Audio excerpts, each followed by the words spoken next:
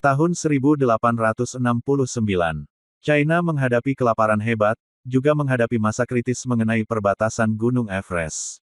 Sebuah tim pendakian bersiap menuju puncak dari sisi selatan Gunung Everest. China juga membentuk tim pendakian. Ini pertama kali manusia mendaki puncak Everest dari sisi utara. Tiap musim dingin bangau Demoili menjalani migrasi paling menantang di bumi.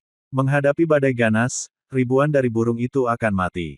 Namun bangau-bangau ini tetap gigih terbang menuju puncak tertinggi di dunia, Gunung Everest.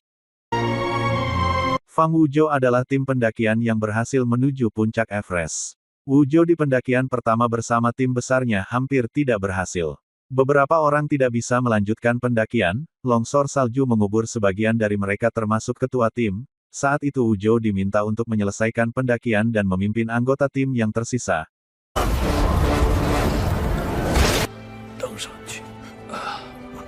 Pendakian yang sulit dan berbahaya hanya menyisakan 3 orang termasuk Wuzhou. Dengan tekad yang kuat akhirnya Wuzhou dan anggota tim berhasil mendaki Everest sampai puncak pada tanggal 25 Mei tahun 1980 dini hari.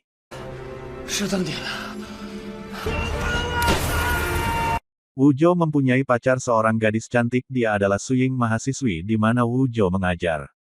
Suying yang tertarik dengan pendakian yang dilakukan Wuzhou begitu antusias ketika Wuzhou menceritakan pendakian di Gunung Everest. Sebuah surat dari pelatih pendakian Soviet, begitu mengusik Wuzhou dan timnya, para pendaki dan komunitas pendaki internasional tidak mempercayai bahwa mereka sampai puncak Everest. Kesalahan Wuzhou dan tim yang tidak mendokumentasikan keberhasilannya membuat seluruh dunia tidak ada yang percaya. Setelah kejadian itu mereka bertiga berpisah menjalani hidup yang berbeda. Ku Songlin bekerja di kamp pelatihan, Jiebu kembali ke desa kelahirannya, sementara Wuzhou bekerja di pabrik dan terkadang mengajar sebagai dosen. Mereka menjalani rutinitas dan tidak lagi mendaki membuat mereka begitu tertekan termasuk Wuzhou yang tidak lagi keluar dari lingkungan pabrik setelah tidak dapat pengakuan bahwa dirinya telah berhasil mendaki puncak Everest. Saat itu Suying menemuinya, suasana hati Wuzhou sedang tidak baik, dia menerima kabar dari Suying bahwa dirinya akan melanjutkan kuliah di Soviet. Beberapa tahun kemudian Wuzhou menerima pemberitahuan bahwa pendakian akan dilakukan untuk riset. Dengan pengalamannya Wuzhou ditugaskan membentuk tim. Pada hari berikutnya Wuzhou pergi menjemput Jiebu dan juga Songlin. Dengan dibukanya pendakian oleh pemerintah, pusat pelatihan kembali dibuka, banyak pecinta pendakian menyambutnya dengan gembira. Hari pertama pelatihan dimulai, semua siswa yang mengikuti antusias berlatih. Mereka bersemangat karena tidak semua siswa yang mengikuti pelatihan bisa terpilih untuk mendaki Gunung Everest. Hari kedua pelatih membawa mereka mendaki di lereng gunung. Kejadian tidak terduga saat menuruni lereng. Salah satu siswa terpeleset dan meluncur menuju jurang, ketika semua siswa panik melihat teman mereka. Wuzhou dengan sigap berusaha menyelamatkannya, dengan pengalamannya Wuzhou bisa menyelamatkan siswa yang tergelincir. Tanggal 3 Maret tahun 1975 pemerintahan Cina menyetujui pendakian dan ekspedisi gabungan ilmuwan sudah resmi. Wuzhou ditetapkan sebagai ketua tim. Tim pendaki dan ilmuwan sudah berkumpul di base camp di kaki Gunung Everest. Para pendaki dan ilmuwan menemui para biku untuk meminta doa agar diselamatkan, termasuk Wuzhou.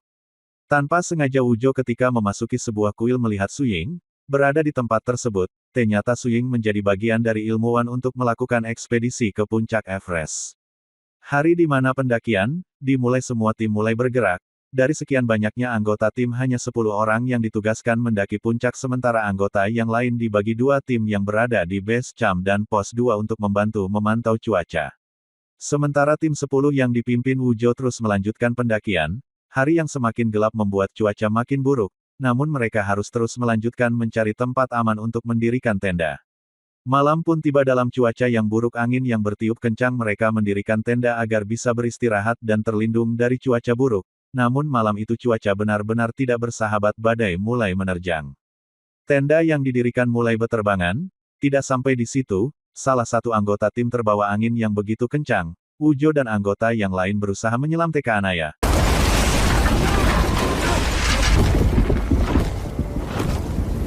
Malam itu tim yang dipimpin Wuzhou akhirnya bisa bertahan, dan selamat dari badai. Setelah kejadian itu semua tim ditarik ke barak. Wuzhou yang saat itu mendapatkan kabar dari Baskem bahwa tim yang dipimpin Suying belum melapor.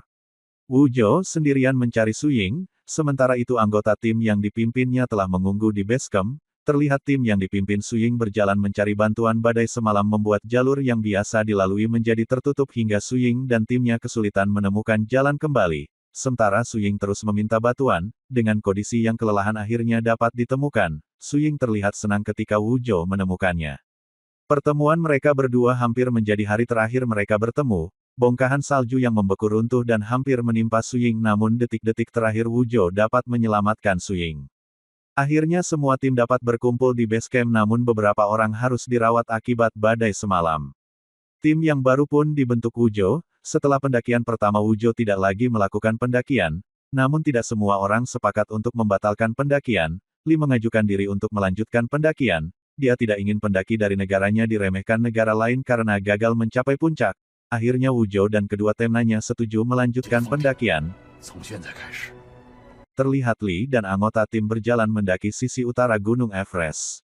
Dengan cuaca yang buruk akhirnya Li berhasil mencapai pos kedua. Semua orang begitu bergembira ketika Li melaporkan telah berhasil di jalur pendakian. Li mendokumentasikan keberhasilannya sebelum mendaki ke puncak. Kejadian tidak terduga menimpa Li, tabung oksigen yang terlepas menghantam Li hingga dia tergelincir, menarik semua anggota. Dengan usaha yang keras dan kerjasama tim akhirnya bisa berhenti di waktu yang tepat. Li tergantung di bibir jurang. Li saat itu tersadar dari pingsan setelah terbentur keras dinding. Mencoba untuk bertahan namun melihat situasinya tidak memungkinkan, sebagai pemimpin Li bertanggung jawab terhadap anggotanya. Dia rela mengorbankan dirinya. Semua tim sangat bersedih mengetahui Li tidak selamat. Anggota yang tersisa membawa jasad Li turun. Di base camp kesedihan menyelimuti semua orang. Namun setelah kejadian itu mereka harus tetap melanjutkan pendakian atas tekanan dewan yang telah mengeluarkan biaya yang begitu banyak. Setelah menganalisa keadaan cuaca dan kemungkinan terburuk diputuskan Wuzhou akan memimpin pendakian. Hari berikutnya Wuzhou bersama tim mencoba melanjutkan pendakian. Awal pendakian semua berjalan lancar namun tiba-tiba cuaca memburuk sementara Wuzhou dan tim berada di jalur pendakian yang berbahaya, hingga tiba-tiba longsor salju yang besar menerjang mereka. Wuzhou berusaha menyelamatkan timnya. Suasana semakin memburuk ketika longsor membuka jurang di depan mereka. Wuzhou yang tidak ingin kehilangan kesempatan berusaha sekuat tenaga menyelamatkan timnya. Setelah beberapa saat berjuang dengan susah payah dan keberuntungan akhirnya Wuzhou dan tim dapat selamat.